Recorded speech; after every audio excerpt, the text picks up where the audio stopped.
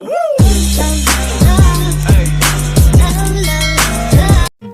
a K-pop idol seems glamorous, but it's not all award shows and photo shoots. There is a dark side to fame, and all idols pay the price. The question is it worth it?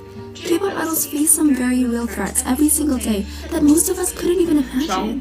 Sasaeng fans are without a doubt one of the worst and most dangerous parts of being an idol. These obsessive fans have no boundaries when it comes to getting their favorite idol's attention, no matter what the cost is. They don't care whether the attention they get is good or bad, as long as they get a reaction from them. In the past, Sasaeng fans have done everything from attempted kidnapping to actually hurting idols. Yuno from TVXQ once drank poison orange juice and needed to be hospitalized. It took him years to work through the shock he experienced. The idols who were lucky enough not to be poisoned or hurt still experience years of harassment and stalking from Sasaengs, including having their flight information and phone numbers sold. Can you imagine how scary it would be to have a stranger follow you to the bathroom or waking up to someone taking a picture of you? As if Sasaeng fans weren't enough to deal with, idols also have to endure bullying. Netizens are way too opinionated. Former FX member Sully, who sadly passed away in 2019 at the age of 25, was a regular target for netizen hate. She was always attacked for her style choices, including not wearing makeup or her no-bra fashion. Even when she opened up about feeling like she was alone in the world, haters said that she was attention-seeking and wasting her life. This never-ending bullying led this soft, sensitive angel to take her life at the end of last year, and fans are still trying to get over it. Sadly, it's not just netizens who take part in this bad behavior. In-group bullying is a very real problem and has got a lot of attention recently. AOA's former member Mina shared that she was bullied by the group's leader Jimin for 10 years. She confessed that the years of pain led her to self-harm, but that she continues living her life for her mom. Crazy Grace uploaded a video to a YouTube channel that explains some girl groups don't like each other because of the way they're treated, including their line distributions and the opportunities given to each member. Why can't we all just be nice to each other, y'all? Of course, Sasaengs and bullying aren't the only issues that come with the job. As an idol, you are required to work long hours. They work without rest, pushing their bodies and minds to the limit. And they work like that from a very young age. In fact, Twice's leader Jihyo just celebrated 15 years with Joy Entertainment. She's a 97 liner, which means that she's only 23 years old. Idols usually join an agency when they're in elementary or middle school and live in a dorm away from their families. During the years they spend as trainees, future idols work from morning to night. They study dance, take voice lessons, and even take foreign language classes. When they finally get to rest for a few hours, it can be as late as 1 a.m. And if you think it gets better once an idol has an established career, think again. JDCC's Prince Mak revealed that he would start working before sunrise and keep going until after midnight. If trainees are blessed enough to debut and eventually make it big, their agencies have a tendency to overwork. BTS, for example, are worldwide superstars. As they get more popular every year, they just keep getting busier.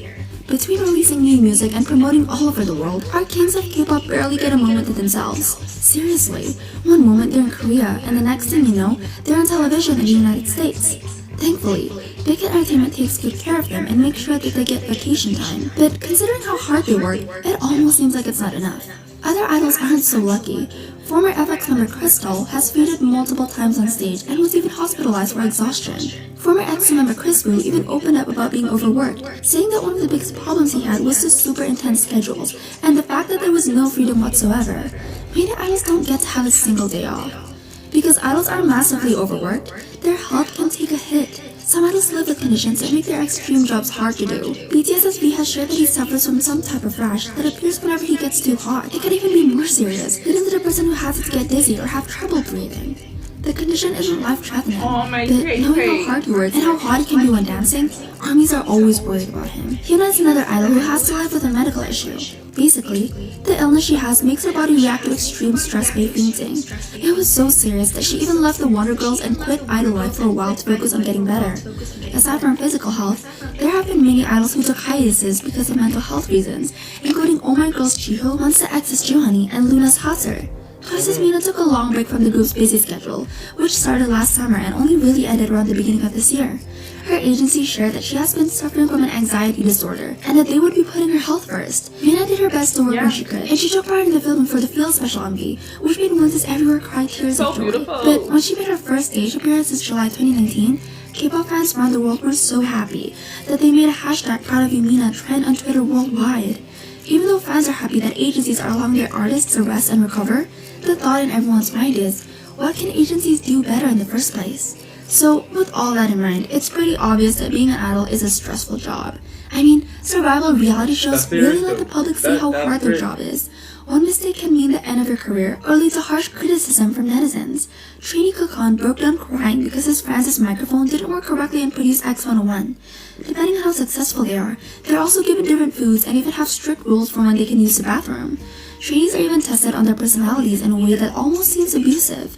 Like, for the first season of Produce 101, the show played a mean prank on the girls, having a PE accidentally break a camera in hopes that the girls would take responsibility for it. They did, even at the risk of owing thousands of dollars that they didn't have, and possibly even getting kicked out of their agency as a punishment. The pressure to be perfect all the time is such a major stress factor. Even our precious Mochi Jimin has broken down crying, thinking that he didn't do well during the live performance. But take my word for it, he's always perfect and that's on period.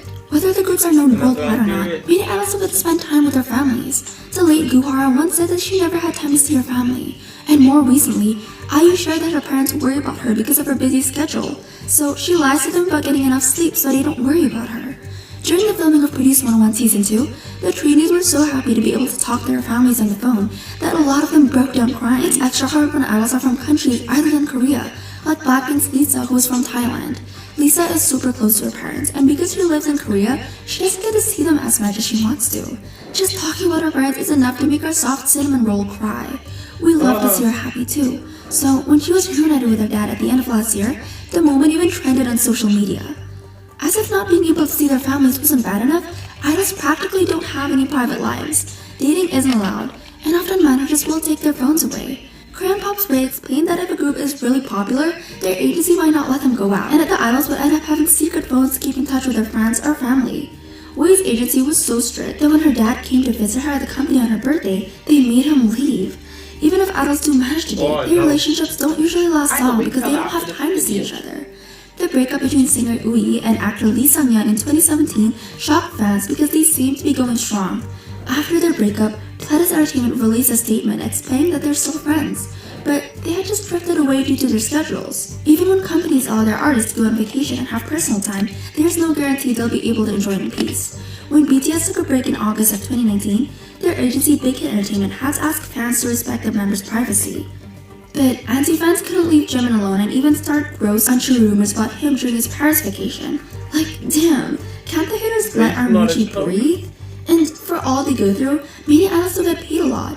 Unless they're huge hitmakers with a worldwide fan base, some idols can't even afford groceries. During an appearance on Village Survival, The 8, former Momoland member Yeonu shocked viewers everywhere.